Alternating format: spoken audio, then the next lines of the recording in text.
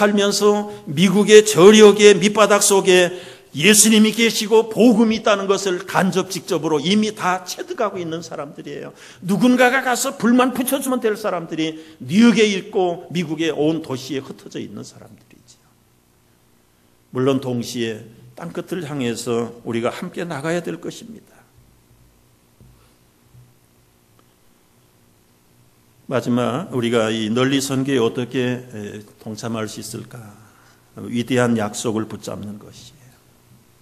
주님이 우리에게 Great Promise 주셨어요.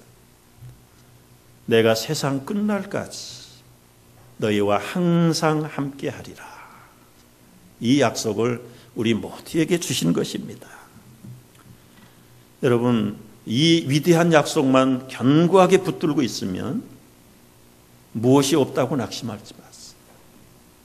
뭐가 안 된다고 성질낼 필요도 없어요. 세상 끝날까지 주님이 우리와 함께 하심을 믿으시기 바랍니다. 저는 가끔 이 음성이 살아있는 음성으로 들릴 때 얼마나 힘바람 나는지 몰라요. 영국에서 공부했던 친구 목사 만났어요. 그래서 박 목사, 영국에 있을 때 인상 깊은 이야기 한번 해봐. 뭐가 제일 그렇게 기억에 남아? 그랬더니 그 박 목사가 이런 얘기를 해요. 그 웩이라는 선교 본부를 방문했는데 그 지하실에 들어갔었대요. 약간 어둠컴컴한 지하실인데 그 선반에 쫙 가방들이 있는데 주인 없는 가방들이에요.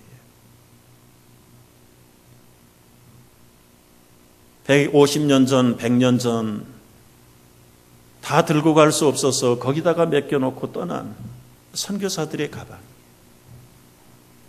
그들이 이미 떠난 지가 150년, 100년이 단. 그런데 아직까지 주인들은 돌아오지 않고 있다. 주인 없는 가방을 볼 때 얼마나 가슴이 뭉클하든지 먹먹한 것이 지금도 여러 해가 지났는데 그 생각만 하면은 도대체 그 주인들은 다 어디로 갔을까요? 살아가는 고국으로 자기들의 친지들 품으로 돌아오지 못하고 오래되고 낡은 가방들을 한번 몇 개 보실래요?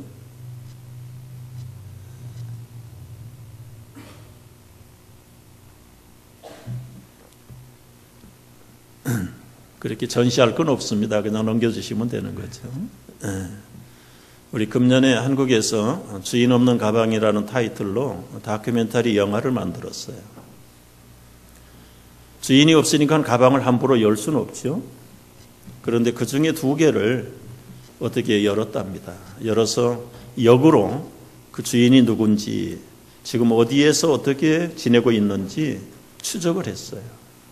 그걸 찍은 영화가 이 주인 없는 가방인데 저는 아직 보지 못했습니다. 한번 여러분 인터넷 들어가서 한번 다운받아서 보면 감동이 있을 거예요. 제가 읽어본 것으로는 한 가방의 주인은 70년 전에 아프리카로 갔는데 지금도 살아계시더라. 그 얘기가 얼마나 감동스러운 얘기인지요.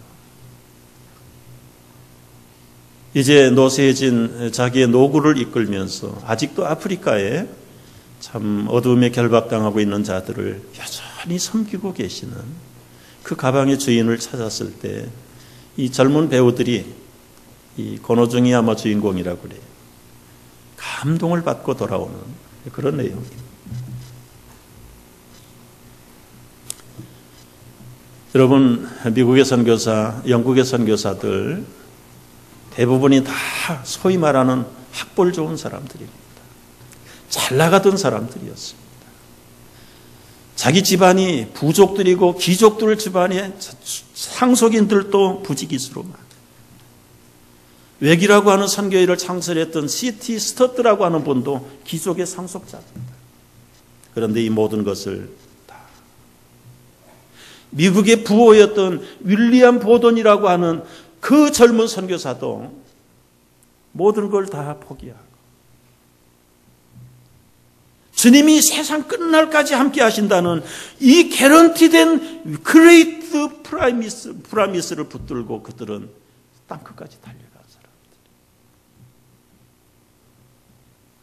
외계 설립자였던 스타트가 이런 말을 했어요.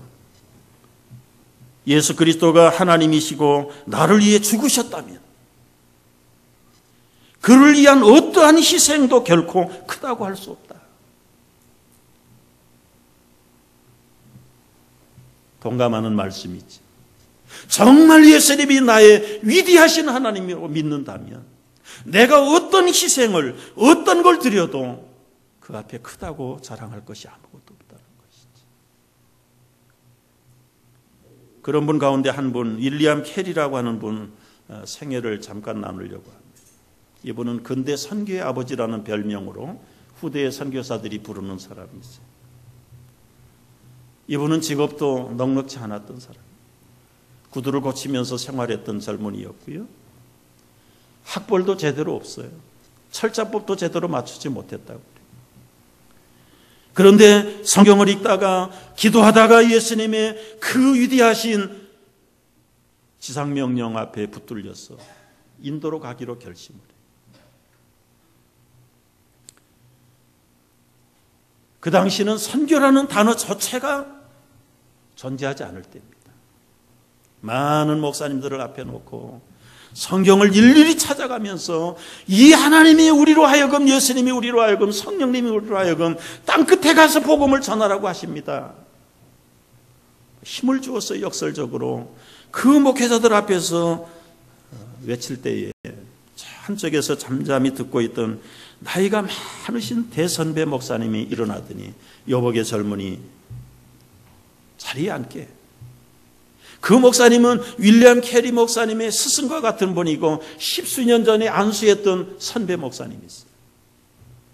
위대하신 하나님이 인도의 영혼들이 구원받기를 원한다면 자네 보내지 않아도 충분하네. 내가 가지 않아도 그 위대하신 하나님이 얼마든지 인도의 사람들을 구원할 걸세. 딴짓하지 말고 앉으라는 거예요. 여러분, 그렇게 선교의 눈이 어두운 시대에 이 윌리엄 캐리는 끝까지 좌절하지 않고 외쳤어요. 그리고 많은 사람들을 얻지 못하고 소수의 사람들을 설득해가지고 개신교 선교 역사상 최초로 런던 미셔너리 소사이어티를, 선교회를 처음으로 설립을 한 겁니다. 그리고는 그 몇 사람들이 모아준 선교 기금이 얼마인가 하면은 13파운드 2실링 6펜스. 지금 돈으로 환산해 보면 15달러도 되지 않는 작은 금액이었다. 자기가 구두 고치면서 받은 월급도 되지 않았다.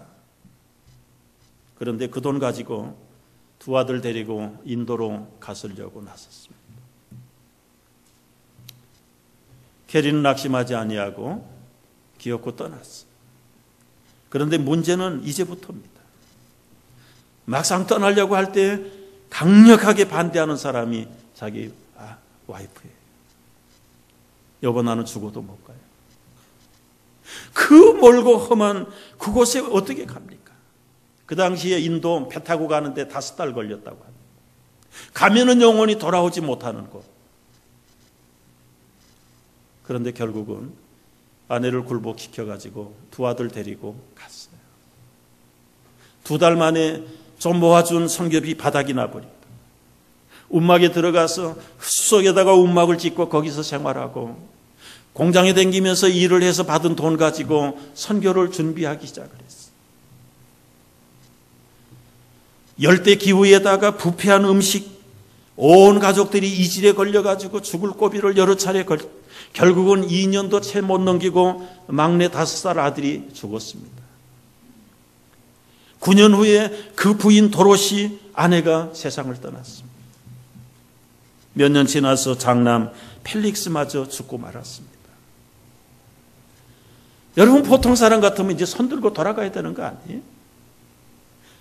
내 가족 중에 자기만 남고 아내와 두 아들을 잃어버린 윌리엄 캐리. 그래도 그는 절대로 돌아서지 않았습니다. 오히려 단신의 몸을 이끌고 힌두어로 성경을 번역하고 6개 방언의 딕셔너리를 만들고 문법책을 만들어서 글을 가르치고 대학교를 설립해서 인재들을 양성하고 그리고 앞으로 후배 선교사들을 위해서 그 저명한 책 한 권을 썼는데 맞춤법도 맞지 않고 잘 맞지 않는다고 그래요. 이방인들을 어떻게 선교할 것인가? 당시에는 인기가 없고 돌아다보는 사람이 없었는데 그가 죽고 나서 그 책이 빛을 보기 시작할 때 그 책에 감동을 받고 그 73세 일기를 인도에서 숨을 거두는 그 감동스러운 헌신을 통해서 그 후에 허드슨 테일러가 일어나죠. 데이비드 리빙스턴이 일어나죠. 수많은 선교사들이 그때부터 미국에서 유럽에서 일어나기 시작을 해요. 80년, 90년 후에 저들의 감동을 받은 사람들이 언더우드와 아펜셀러가 돼서 한국에 올 거예요. 그들의 감동을 받고 130년, 아니 7, 80년 지나면서 70년대부터 한국 선교가 시작이 될 겁니다. 여러분, 선교는 우리 일대에 거두는 게 아니에요. 2대에 거둘 수도 없는 그런 지역도 있어요. 그러나 생명을 내대고 뿌리면 자라게 하시고 열매를 맺게 하시는 그분이 살아계신 권세를 가지신 주님이신 것을 우리는 믿어 의심치 않습니다.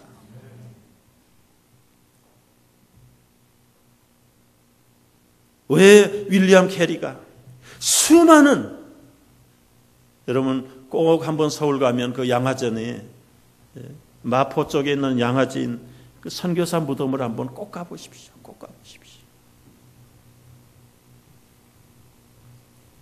한국에 와서 심지어는 2달 만에 죽은 어린아이 무덤부터 시작을 했어요.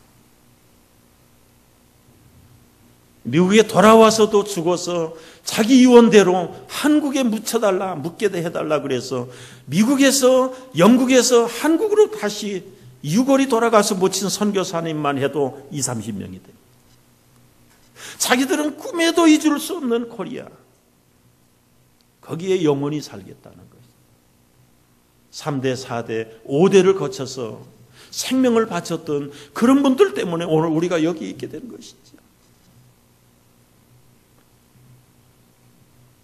여러분, 그들은 세상 끝날까지 함께 하시는 이 모든 권세를 가지신 그 주님의 능력을 붙잡고 그 약속의 위대하심을 붙잡고 우리는 널리 선교의 비전을 이루어야 될 줄로 믿습니다.